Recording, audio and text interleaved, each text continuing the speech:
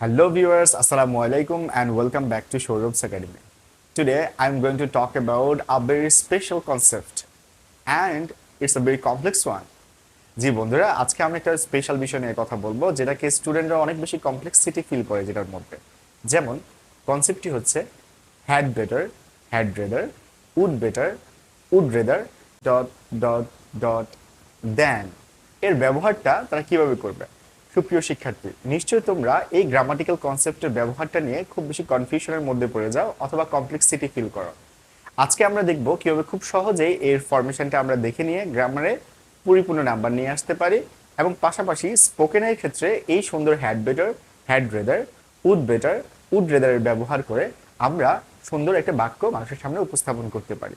চলুন কাল বিলম্ব না করে let's go to the video.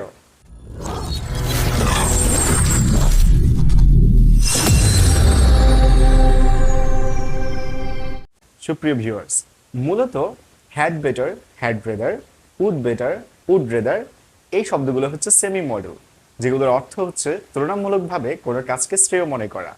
মানে হচ্ছে এটা করাচ্ছে এই কাজটি করা তুলনামূলকভাবে শ্রেয়, যেখানে বিপরীত কর্মের কাজটি বা বিপরীত যে পরামর্শ দেওয়া কাজটি যদি না করা হয় তাহলে কোনো একটা ক্ষতির সম্মুখীন হওয়ার প্রবাবিলিটি থাকে।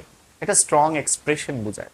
চলুন আমরা গ্রামাটিক্যাল কনসেপ্টের আলোকে দেখি had better, had rather, would rather এর ব্যবহারটা কেমন হবে। প্রথমত আপনি প্রথম তিনটাকে আলাদা করে ফেলেন। Had better, had rather, would better এই তিনটার ব্যবহারটা কিরকম হয়। গ্রামাটিক্যাল কনসেপ্টে আমরা যদি ব্যবহার করি তাহলে বলবো এই তিনটার পরবর্তীতে বা এই তিন সেমি মডেলের পরবর্তীতে অন্যান্য মডেলের মতো বেস ফর্ম আপনাকে বসাতে হবে। একটা উদাহরণস্বরূপ যদি আমরা বলতে চাই, it has been raining outside. It has been raining outside, বাইরে প্রচুর বৃষ্টি হচ্ছে। You had better stay at home, তোমার ঘরে বসে থাকাই শ্রেয়। এখানে এই বক্তব্যের মাধ্যমে বাইরের বৃষ্টি হওয়ার কারণে ঘরে বসে থাকাটাই অধিকতর শ্রেয় বলে বোঝানো হয়েছে। দ্যাট মিনস আমরা এখানে দেখলাম হ্যাড বেটারের মাধ্যমে অধিকতর শ্রেয় কাজ বাসায় বসে থাকাটাই ইন্ডিকেট করা হচ্ছে, আর এটা না করলে বাইরে গিয়ে বৃষ্টিতে ভিজে যাওয়ার প্রবাবিলিটি ক্রিয়েট হবে। তো দ্যাট মিনস আমরা এখানে বুঝতে পারলাম হ্যাড বেটার পরবর্তী ভার্ব স্টে, যেটি B0 বা বেস ফর্মে অবস্থান করছে। গ্রামাটিক্যাল পার্সপেক্টিভ থেকে যদি দেখি তাহলে হ্যাড বেটারের পরে আমরা কিন্তু ভার্বের B0 ফর্ম অথবা বেস ফর্ম রাখবো, এবং যদি স্পোকেনের পার্সপেক্টিভ থেকে দেখি তাহলে আমরা হ্যাড বেটার ব্যবহার করব তখন যখন কোনো একটা সিচুয়েশন এমন তৈরি হয় যে সিচুয়েশনের আলোকে ওই কাজটি না করে তুলনামূলকভাবে বেটার কোনো একটা অপশন আমাদের সামনে চলে আসে। যেমন আমি উদাহরণে বলেছিলাম, it has been raining outside, you had better stay at home. বাইরে প্রচুর বৃষ্টিপাত হচ্ছে, তোমার ঘরে বসে থাকাটাই শ্রেয়। ডিয়ার ভিউয়ার্স, এই পর্যায়ে আমরা আলোচনা করব would rather dot dot dot দেন এর ব্যবহার নিয়ে। আসলে উড রেদারের সাথে ডট ডট এবং দেন এই পার্টটি কখন আসে এবং এটার ব্যবহার আমরা কিভাবে করতে পারি।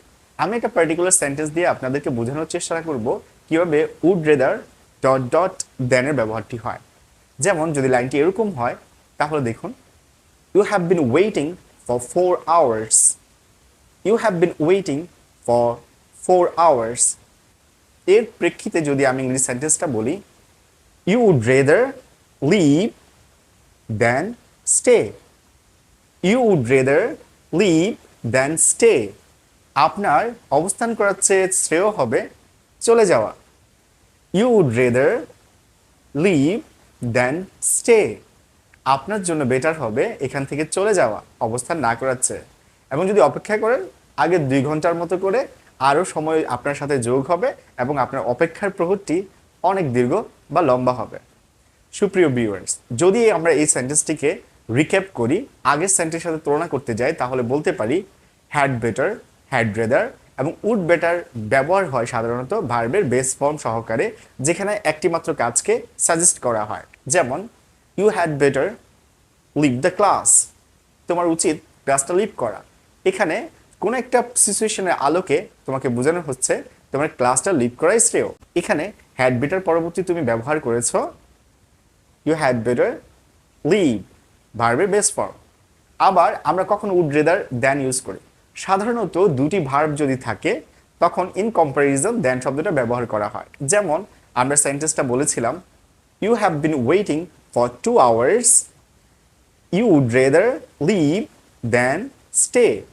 এখানে কিন্তু আমরা বলার সময় than এর পূর্বে leave শব্দটি ব্যবহার করেছি এবং than এর পরে stay শব্দটি ব্যবহার করেছি। দুটি হচ্ছে ভার্ব এবং আমরা বুঝতে পারলাম would rather than এর ক্ষেত্রে দুটো ভার্ব ব্যবহার হয় এবং had better, had rather, would better এই শব্দগুলোর ক্ষেত্রে পার্টিকুলার একটি ভার্ব ব্যবহার হয়ে থাকে এবং সেটি বেস ফর্মে। সুপ্রিয় দর্শক, আজকের এই ক্লাস থেকে যদি আপনারা উপকৃত হয়ে থাকেন অবশ্যই কমেন্ট সেকশনে জানিয়ে দিবেন এবং had better, had rather, would better, would rather দিয়ে আমরা দৈনন্দিন জীবনে কি কি ধরনের সেন্টেন্স ব্যবহার করতে পারি কমেন্ট সেকশনে দুই একটা নমুনা দিয়ে যাবেন এবং অবশ্যই লাইক, কমেন্ট এবং সাবস্ক্রিপশনের মধ্য দিয়ে সৌরভ একাডেমির পাশেই থাকবেন। All the very best and আল্লাহ হাফেজ।